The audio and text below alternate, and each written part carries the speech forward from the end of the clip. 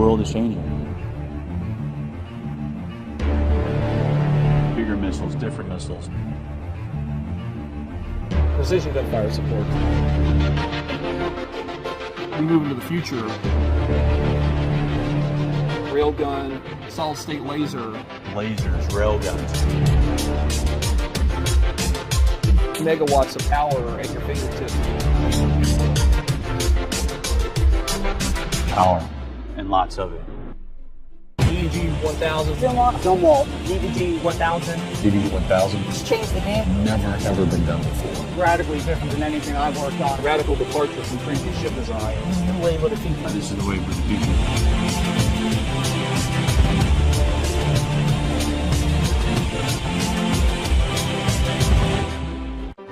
Welcome to USS Zumwalt, DDG 1000. I'm Captain Jim Kirk, Commanding Officer. I and the crew want to welcome you to the Navy's newest and most advanced warship, named for Admiral Russell Bud Zumwalt, one of the Navy's finest leaders.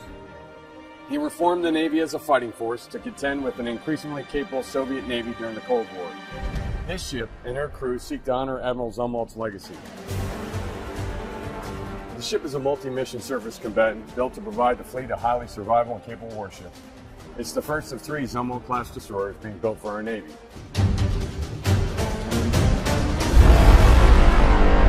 Can't get this technological marvel to the Pacific fast enough, and it couldn't come at a more pivotal moment in our nation's history.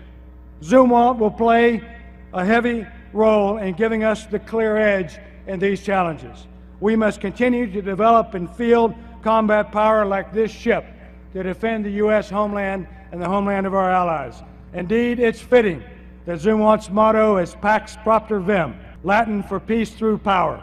The technology in Zumwalt's unique hull and the ingenuity of her stalwart crew are powerful guarantors of peace. They are the embodiment of America's determined will. After I visited DDG 1000 when she was being built, I said, if Batman had a ship, it would be the USS Zumwalt.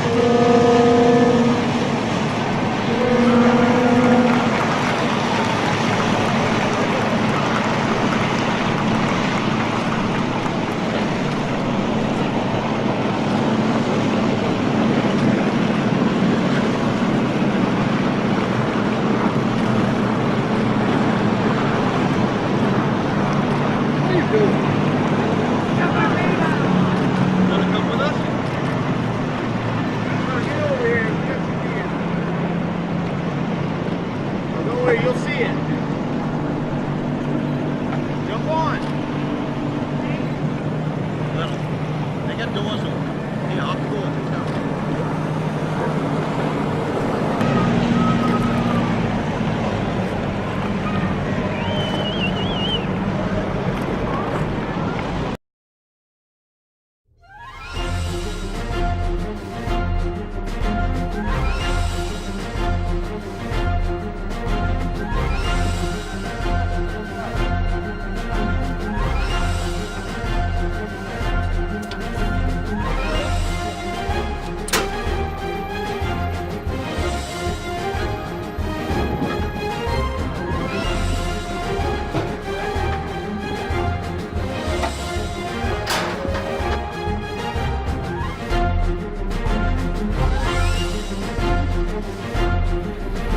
All right, full power, it's on you. When you're ready.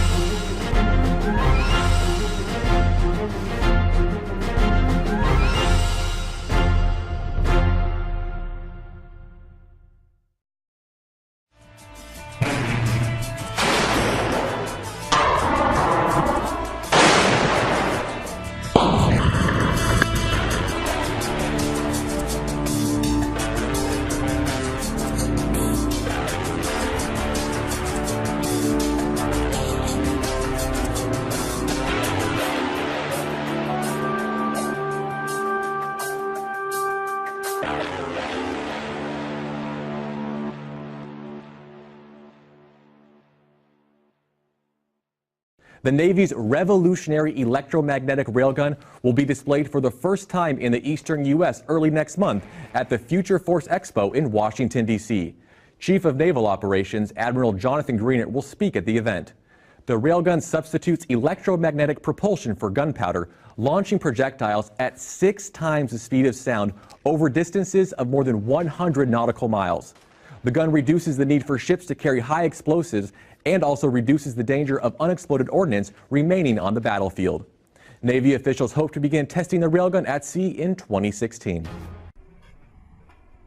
An electromagnetic railgun is a gun that uses just electricity, no gunpowder, and oh, by the way, can shoot a projectile like this, well over 100 miles at Mach 7.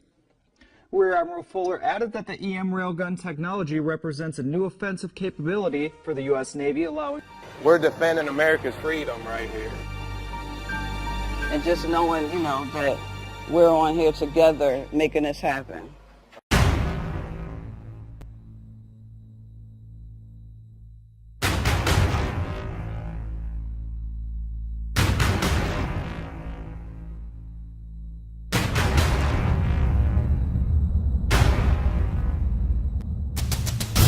Working on the ship has just been an honor. It's a brand new design, brand new class. He would be very, very proud of the ship, just like I am. And you know you get that once-in-a-lifetime chance. You got to go give it everything you got. The foundation that we build today will last the 50-plus years of the life. A lot of people don't realize what we do to make something like this happen. May God bless the ship and all who sail her. Every ceremony and every progression has its own special meaning.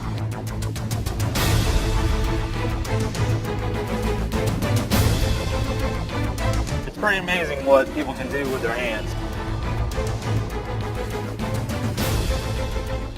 And what we do here, to me, is just amazing.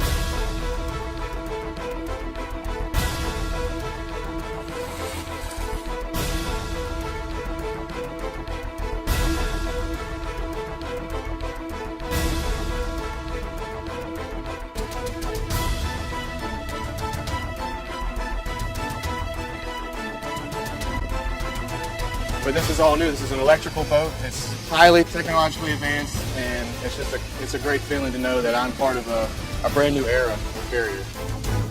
It's very special. To be the first to do something this big and to have everybody looking at it and wondering, hey, is this gonna work?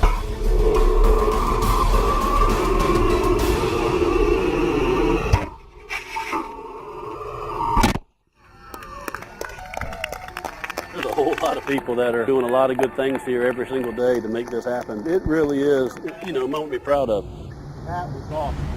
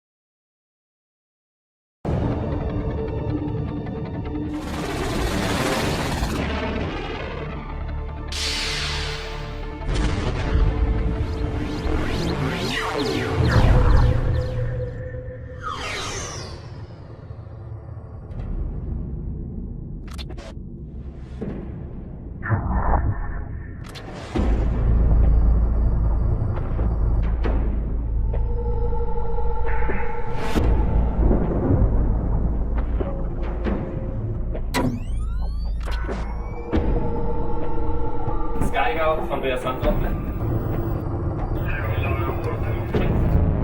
Laser in Bereitschaft bringen.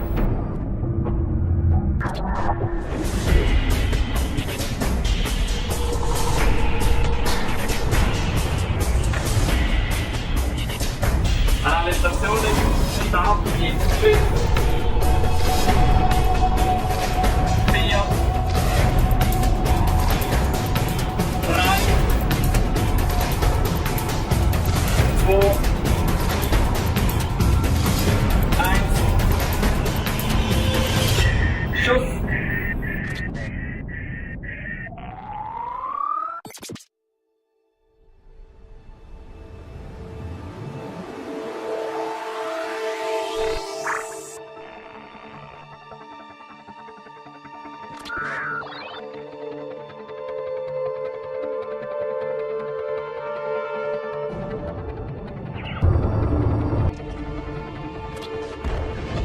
Alle Stationen, Versuch erfolgreich abgeschlossen. Stande während der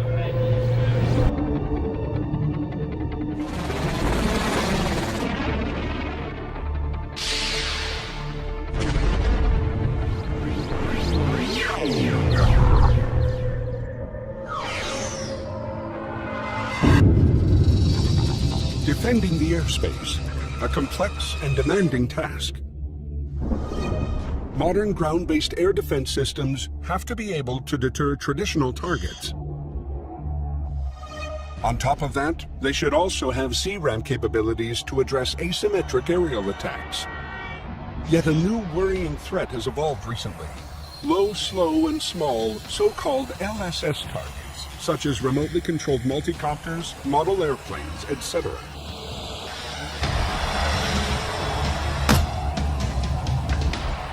Most air defense systems have gaps in their defending capabilities against RAM and LSS targets.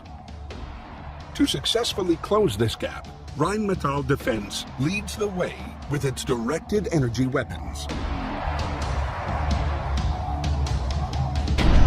High-energy lasers. Your first mission? Provide 24/7 air defense of a forward operating base. The situation: constant threat of surprise mortar or rocket attacks by insurgents in the region. Your means: an Oerlikon Skyshield Moto CRAM camp protection system with added laser effectors. With very few alterations, Rheinmetall Defense can convert its fielded CRAM revolver guns into laser effectors that seamlessly integrate into the existing camp protection system. These new laser effectors are highly effective versus RAM and LSS targets and are very economical in terms of logistic costs.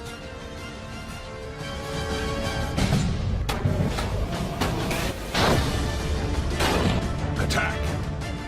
Insurgents have launched mortars against your camp. The Skyshield sensor units detect the targets, track and assess them, guide the laser effectors to the most threatening one. The laser beams of several high-energy lasers are superimposed onto the target, heating it up to a point where it detonates mid-air. Rheinmetall demonstrated the CRAM capability of its laser system in front of an international audience during 2 live firing events in October 2013. A pressurized mortar launcher was used to fire 82mm steel spheres filled with explosives. Our lasers destroyed 9 out of 10 RAM targets mid-air at a distance of roughly 1,100 meters.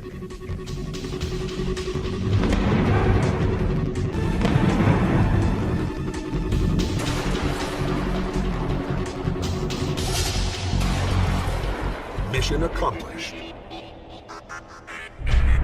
Your second mission: secure the lower airspace during an international sports event. The situation: possible terror attacks with the objective to create mass panic inside the sport arena. Your means? A surveillance and fire control radar system connected to a number of high-energy laser effectors and conventional revolver guns. All systems are hidden or obscured from view.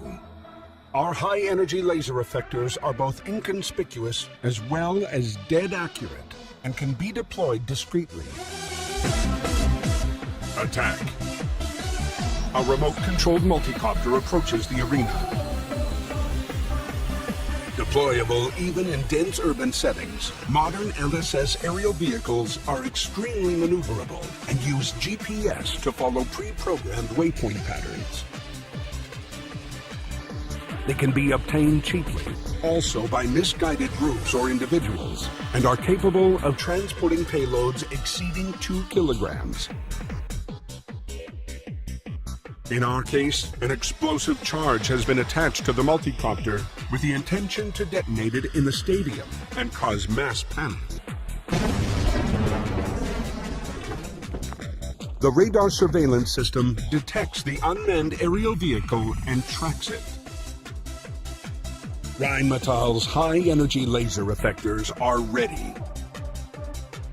As a first measure of de-escalation, the laser effectors dazzle the onboard camera of the multicopter. If this doesn't stop the attackers, the unmanned aerial vehicle will have to be destroyed immediately.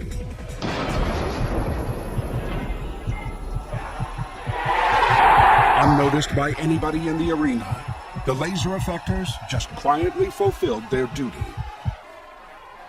During the live firing events of 2013, Rheinmetall Defense successfully dazzled a live camera on board a GPS-guided octocopter. The international audience then witnessed the mid-air destruction of the attacker from a remote position.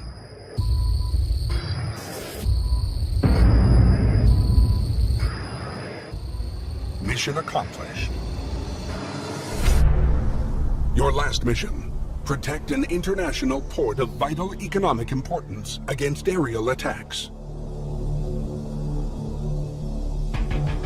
Situation: the opposing forces saturate the airspace with waves of cruise missiles.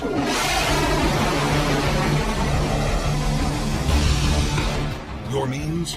A complete GBAD task force with added laser effectors. The Rheinmetall beam superimposing technology allows the beams of multiple lasers to be constantly adjusted, focused, and overlaying each other on a target, to be multiplied indefinitely. This is key for swiftly destroying a multitude of targets with pinpoint precision.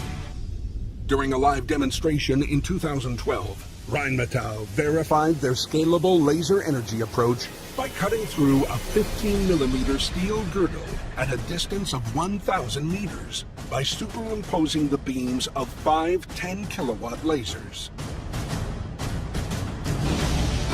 Attack. 3 cruise missiles are heading for the vital asset you're protecting. The fire control unit identifies and tracks the intruders.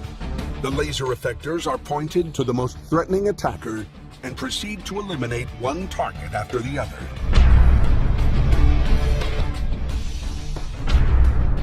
Last-ditch defense against leakers is provided by 35mm ahead.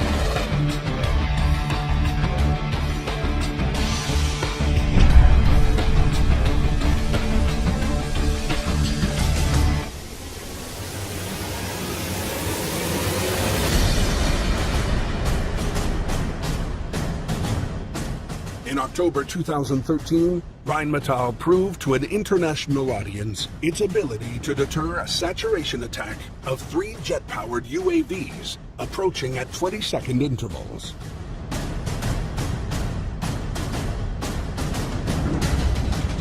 All 3 were successfully destroyed mid-air. All 3 UAVs were taken out of the air at distances of 1,000 to 1,200 meters.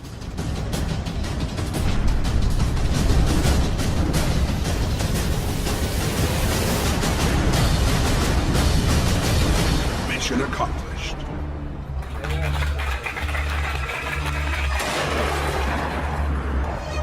Laser effectors will not replace traditional GBAT effectors like guns or missiles. They will rather complement them, especially against LSS targets and in moto situations.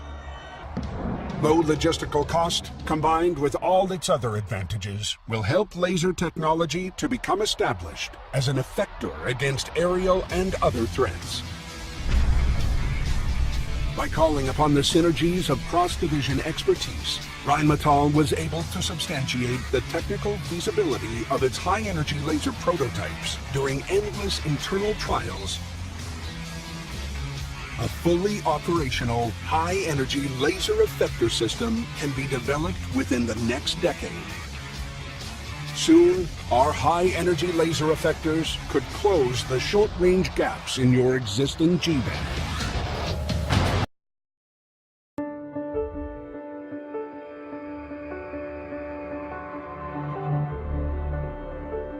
In the late 1970s, Bill Bauer was a top executive in the aviation industry. But his son Joe had no intention of following in his father's footsteps.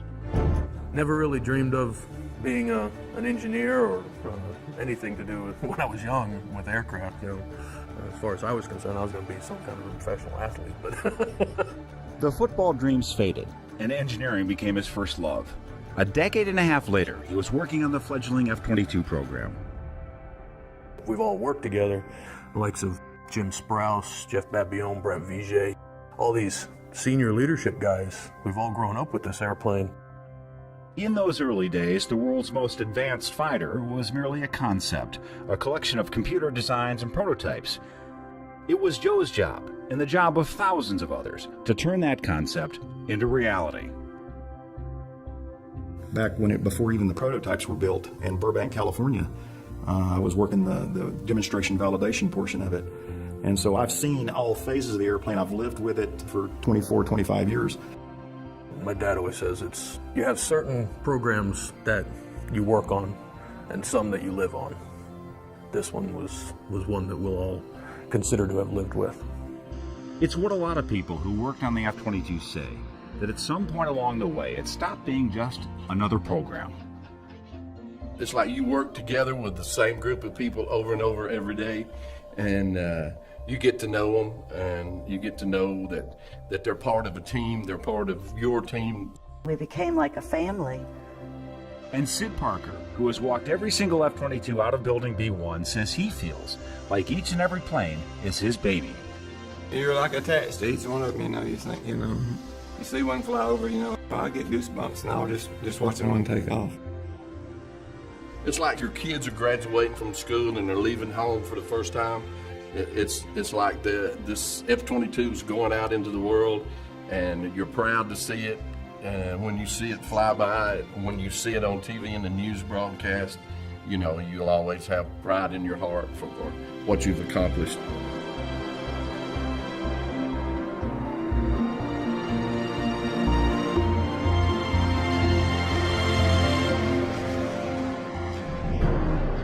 What this aircraft accomplishes over the next decades will depend, in part, on people like Chris Pelletier, who works in sustainment.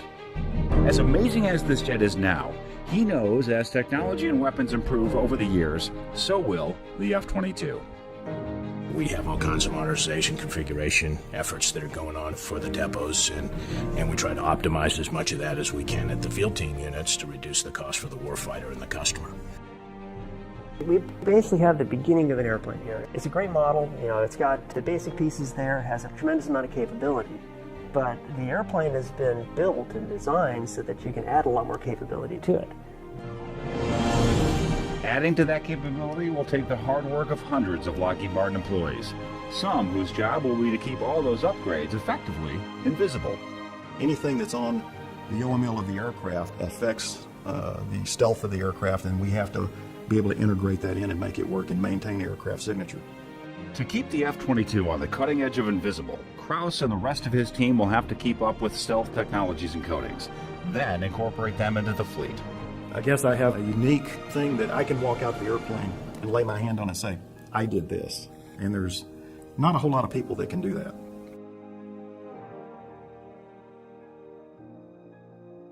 But even for those on the business side of sustainment, the job is special because, after all, it's the F-22. I was walking in here and one of the aircraft were taken out for manufacturing flight test. And I still, to this day, you hear those engines rumble, you turn, you stop, you look, and you grin when you see the Raptor fly. It's just it is way cool. I always said I always got the second best job on the Raptor program. The best, he says, is the job of flying it. Ever since I was a little kid, that's something I've always wanted to do, is fly the airplane. So flying the greatest airplane in the world. I mean, there is no match to the F-22. For me, one of the things that stands out the most is its ability at high altitude. Above 40,000 feet, it loves it up there. And all the other airplanes are struggling, and it just cruises.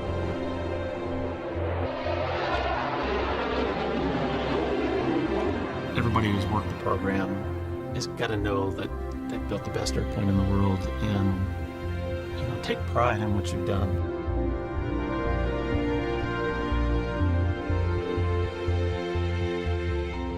The production end of the line has come. The aircraft life is still ongoing and will continue ongoing, and it fulfills a role that no other aircraft does, and that's the reason it's so important. Feels pretty good to know that what I did here is going to go on, hopefully long after I'm gone, it'll still be protecting my kids and grandkids. Something I can always look back on and share with my grandkids, even my great-grands, that I was a part of a team of the most powerful aircraft ever built. It was worth it. I would do another 10 years if I could. I'm gonna miss it greatly. I've really put a lot of work and sweat and blood into this airplane, and I really do love to see it fly. But that's the great thing about this aircraft. It will continue to fly for decades. The second chapter of this amazing machine has only just begun. So, as the folks move on that have, again, shed that blood, sweat, and tear, they need to think of the positive of the legacy that they were part of. And it truly is an absolutely amazing machine. The F-22, won't be rivaled for years to come. And while those who worked on the F-22 gave a lot, they also got something in return. The experience and knowledge gained from working on a world-class platform. And I encourage each individual who's moving on to another assignment to take the best of what you learned and what you gave and use that as a catalyst for wherever you're going. Rather than be melancholy, celebrate what was accomplished and use that as a springboard to do even greater things in the future. I mean, this goes back to October 6, 1994, the first day that we cut chips on a part for the F-22. In his home office, Joe Bauer has a piece of the first F-22 on his desk. On the wall, there's a picture of his father. He was my inspiration, my hero, especially when it came to not only building airplanes, but how to live your life. Last year, Bill Bauer died at the age of 83. But he got to see his son, who once had no intention of following him into the airplane business, take part in the creation of the most amazing aircraft of all time. He was like, you realize you're part of something very special. He was very proud of, like I said, not only me, but the Lockheed for what we built, and also always a proud American. So he was awestruck with the way, with what that airplane could do.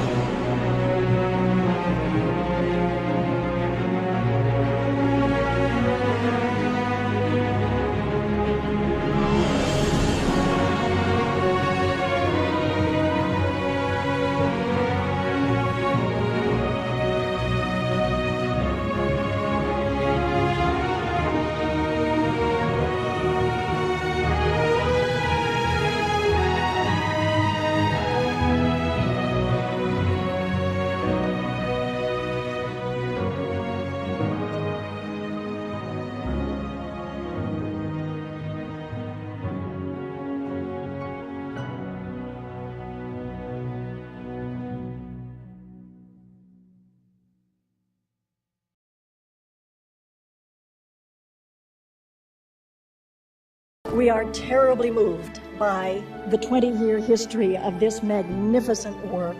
It's a miracle. And I know that you might have frustration sometimes about how the world forgets that these magnificent birds are our silent friends in the air and a miracle, each of them. I never had a chance to fly the B-2 bomber, but now at least I can say I have flown the B-2 stealth plane. What a great way to start a beautiful day here in Antelope Valley. The B-2 program has been a strong collaborative partnership between the Air Force and the B-2 industry team since day one. We shared a lot of challenges creating this aircraft. It's an aircraft like no other, one inspired by the flying wing designs of Jack Northrop, and one that could perform missions that were previously unthinkable. Now, along the way, we shared long days and weeks away from our families, endless critical and often nerve-wracking decisions, and yes, even a few setbacks that are inevitable as any part of an engineering feat as the B-2. But in the end, we also shared and today celebrate the triumph of that first flight and the opportunity to witness the dawn of a true revolution in air power. On the 17th of July, everything looked great and we're all ready to go. For 2.5 hours of flight, we made a net distance of 14 miles, but we actually covered a lot more ground than that. I know everybody here that was standing up by the fence was really cheering. The B-2 stealth bomber is a weapon system of war that allows America to defend its interests worldwide. But its deterrence effect is just as powerful as its destructive capability. The impact of the B-2 on Northrop Grumman is no less powerful. It defines us as a company.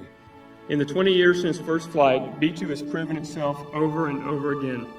In 1999, when the call came for the B-2 to enter combat, the 509 Bomb Wing was ready to achieve remarkable success with the help and support of all of you here from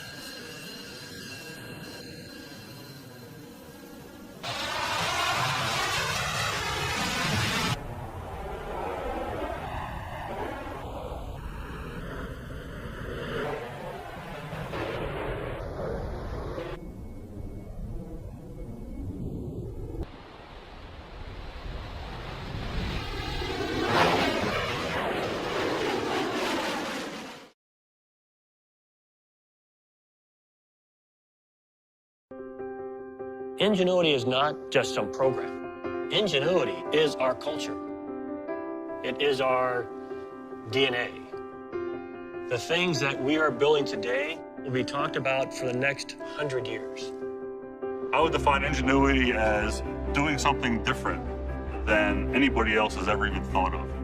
It's bringing all the people together collectively, and again, asking why not?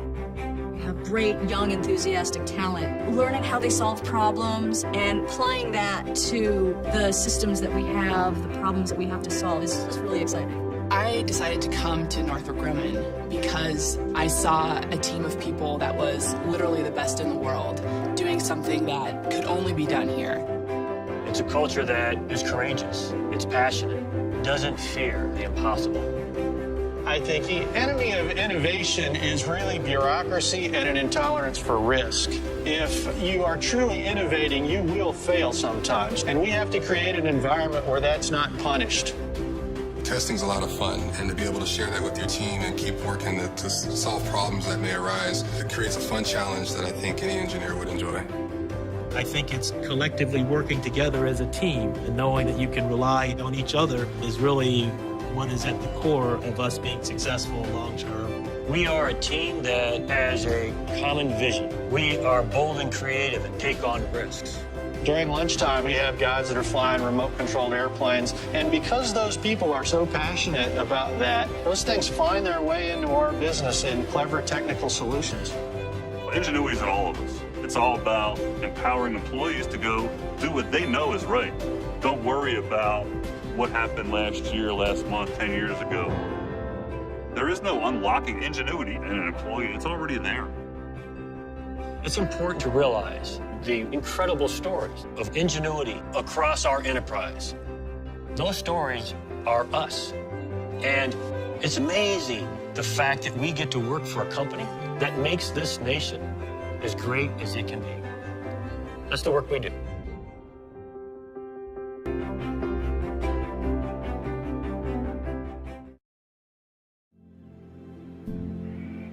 You know, when I remember 9/11, I get choked up. That was hard to take. It's just as simple as that. My name's Ed Walby. I was a colonel in the U.S. Air Force, and I was in a meeting with my boss, General Beeler. Airplanes hit the Twin Towers, and the Pentagon was hit. Beeler looked at me and said, Walby, you know U-2 operations, and you know Global Hawk. I think we should send Global Hawk.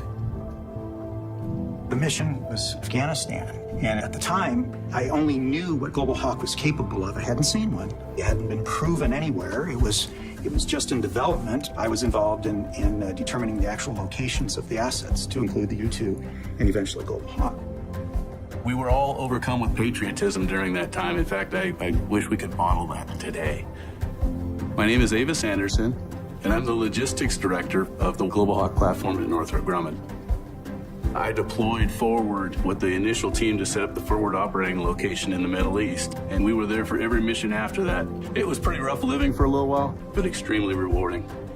We were a joint team of contractors and military, and we were bound together by that sense of purpose to take that patriotism that we felt and go forward and be part of the response. We would routinely call people in the middle of the night as we were operating on the other side of the globe, and they happily helped. So it was so many people pulling on the rope from the same side that's made this weapon system so successful. We call up Northrop and say, hey, you know, it does this when we want it to do that. Can you fix that? And that night, the engineers would put together a new software dump, send it to us on a modem. We'd plug it into the airplane and go fly. It was a unique time.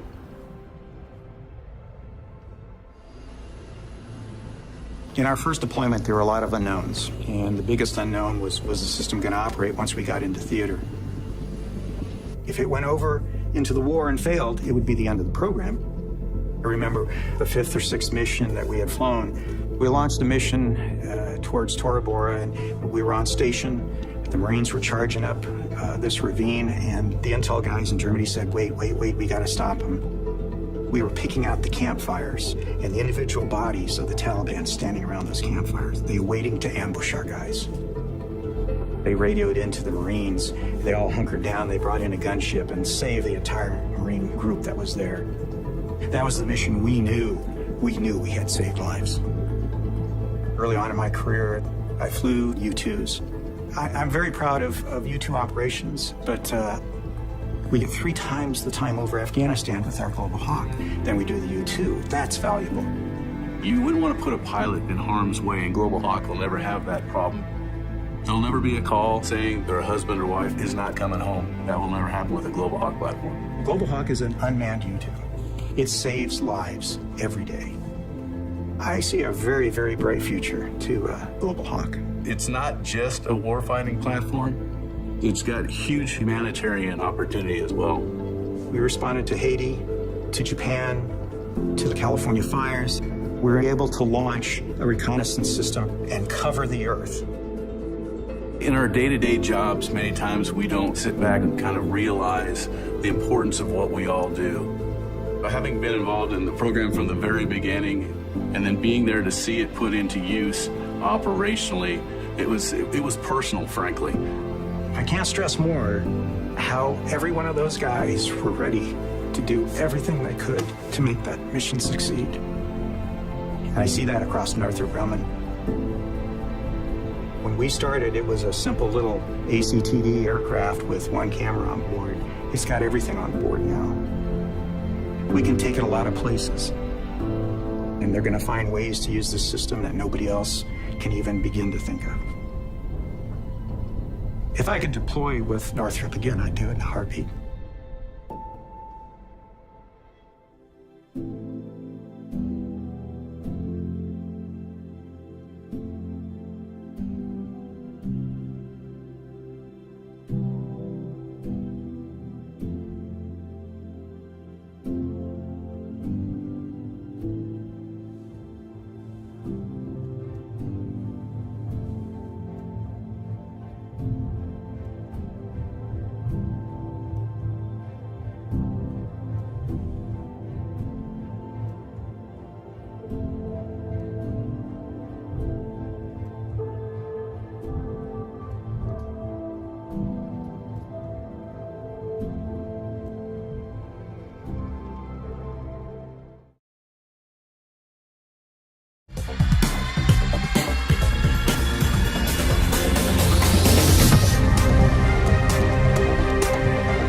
SR-71 is a combination of power and majesty. When you look at it, it just has a mystique that I think is going to live for generations and generations.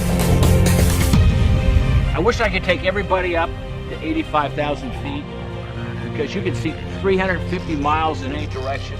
You can see the curvature of the Earth, mountains, 10,000-foot mountains with flat.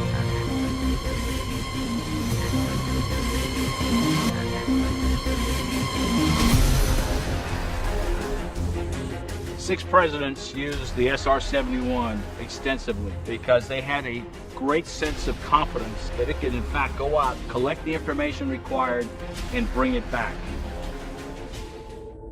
If we carried the nose camera, which we called the country's camera, it took a picture 72 miles wide. In 64 minutes, you would film 100,000 square miles. The airplane loved to fly straight and climb and accelerate. Most of the time at altitude, 80 to 85,000 feet, it was kind of like a nice Beamer or a Cadillac. The genius of this airplane was that the faster we went, it's the only airplane in the world, we burned less fuel.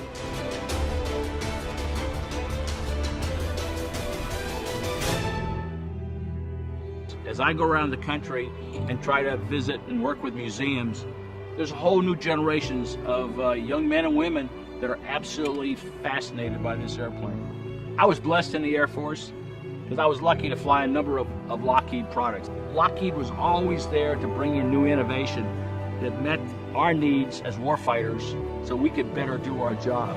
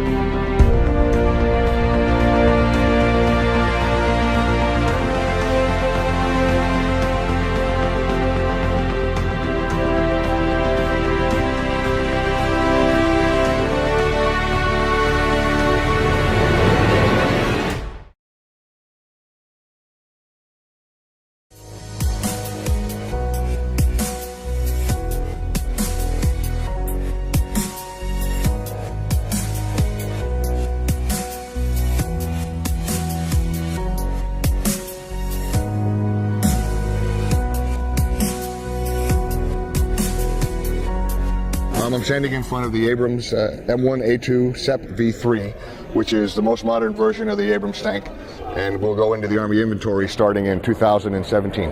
It's not a brand new tank, it's a modernized version of the current SEP V2 tank. It has a number of upgrades in the areas of survivability, maintainability, fuel efficiency, and network capability. It's Army requirements that we always try to meet, but it's a lot of GD proprietary technology that we developed in order to meet those requirements. There's a new armor package inside the turret and the hull, which will provide better survivability against a multiple variety of threats. There's also an improved anti-IED capability, electronic warfare built onto the vehicle. Those are the two main survivability increases.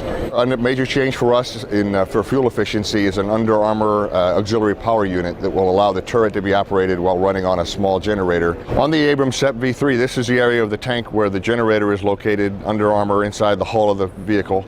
It's fully integrated into the fuel system and the electrical system for the main tank.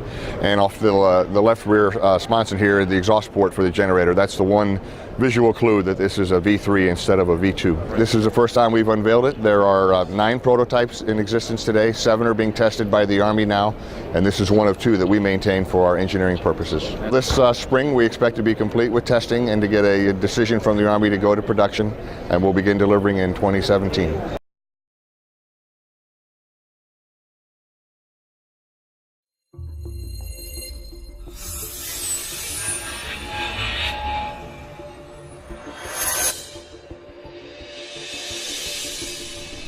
The ballistic missile threat is real, complex, and increasingly sophisticated.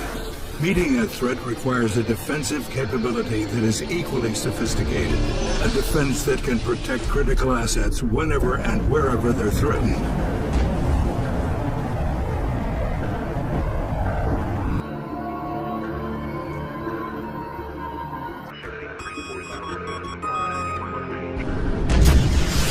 The THAAD weapon system is a key element in our layered ballistic missile defense architecture, filling the gap at the mid to high endo-atmospheric regions not covered by the lower tier Patriot PAC-3 or the upper tier Aegis SM-3 class. THAAD Extended Range, a low-risk spiral development of the baseline THAAD system that will help pace emerging threats while lowering the overall cost for regional defense. Fully integrated with existing THAAD batteries, the THAAD-ER variant employs a new 2-stage booster that will dramatically increase the system's range of flexibility. THAAD-ER enhancements represent a significant improvement in our ability to fill the gaps in deployed coverage and defend critical resources. To protect population centers, key infrastructure, and deployed forces, defenders strategically position missile defense assets across the region. With THAAD-ER interceptors in place as a second option, THAAD-ER can significantly lower the cost of missile defense by reducing the number of batteries needed to protect large regions.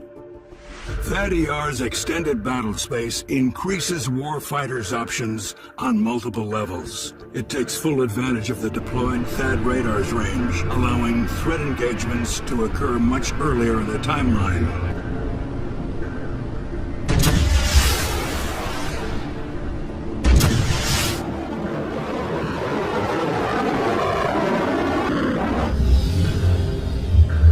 This long-range engagement means the system can defeat longer-range threats and at greater distances with intercept debris falling far from defended areas. And it allows for a flexible response to larger raid sizes, enabling a more efficient firing doctrine and more effective shoot-look-shoot engagements.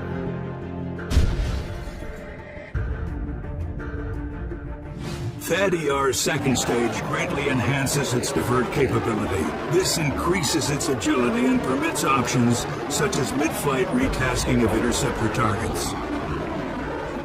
And because it can operate at lower altitudes, ER takes advantage of atmospheric strip-out to enhance target discrimination.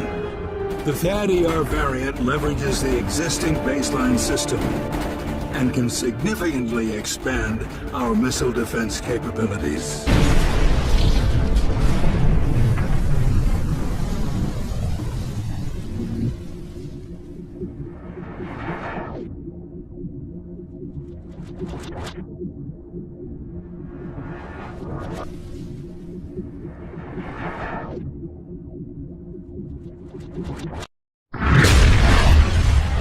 Once, battles were waged face to face. But to defend against today's attacks, you need to reach farther,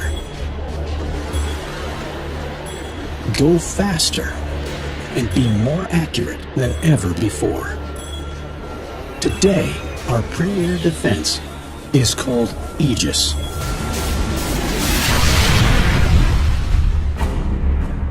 The Aegis combat system protects today's frontline defenders. Aegis combats ballistic missile strikes. It protects surface vessels from sophisticated attacks and engages multiple enemy targets with pinpoint precision. From under the sea to the upper reaches of the atmosphere, simultaneously. Aegis is so powerful and so reliable that it's become America's shield and an international shield of defense for our allies. Aegis truly is rocket science at sea, and it represents cutting-edge ship defense technology. Aegis also uses its integrated components to eliminate a variety of threats at different ranges.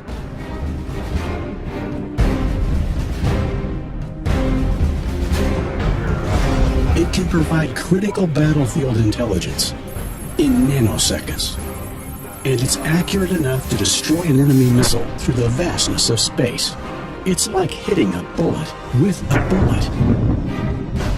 The Aegis system can be adapted for nearly any ship, and we're even putting them on land. Year after year, Aegis keeps getting better. The system is designed to welcome new technologies for more range, more accuracy, and more advanced networking. Aegis is deployed now, worldwide, protecting our sailors, our citizens, and our partner countries around the world.